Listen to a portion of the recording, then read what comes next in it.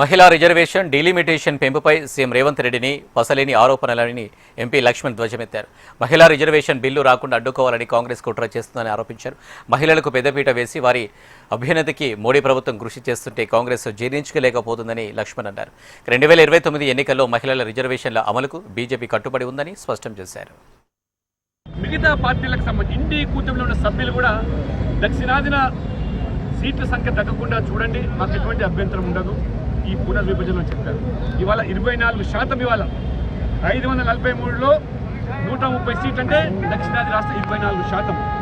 అదే శాతాన్ని ఇవాళ మళ్ళీ 816లో 195 సీట్లు వచ్చినట్టయితే దక్షిణాది రాష్ట్రం ఒక్క సీటు కూడా తగ్గకుండా 24%కే మన యొక్క వాటాలో కొనసాగుతుంది. కాబట్టి ముఖ్యమంత్రి వాదనలో కానీ మసలేదు. ఇవాళ ఎన్నికల తర్వాత అంటే రేపు మళ్ళీ ఉత్తరప్రదేశ్ ఎన్నికలు వస్తాయి, ఉత్తరాఖండ్ ఎన్నికలు వస్తాయి, ఏదో రకంగా దాటవేయాలి కానీ మహిళా బిల్లు రాకుండా చూడాలనేటువంటి ఈ కుట్టిల యత్నాన్ని ఖచ్చితంగా నరేంద్ర మోడీ గారి ప్రభుత్వం వాళ్ళకి కట్టుబడి ఉంది.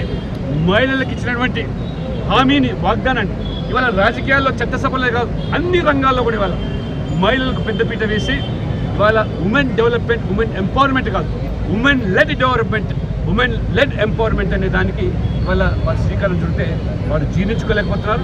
కాబట్టి ఎందుకు గుబ్బులు పడుతున్నారో రేవంత్ రెడ్డి గారు, సీట్లు పెరిగితే మరి మహిళల చట్టసభలో సంఖ్య పెరిగితే ఎందుకు ఇవాళ తెలంగాణలో మరి ఎందుకు గొంతెత్తుకొని చించుకుంటున్నారో అర్థం కావట్లేదు.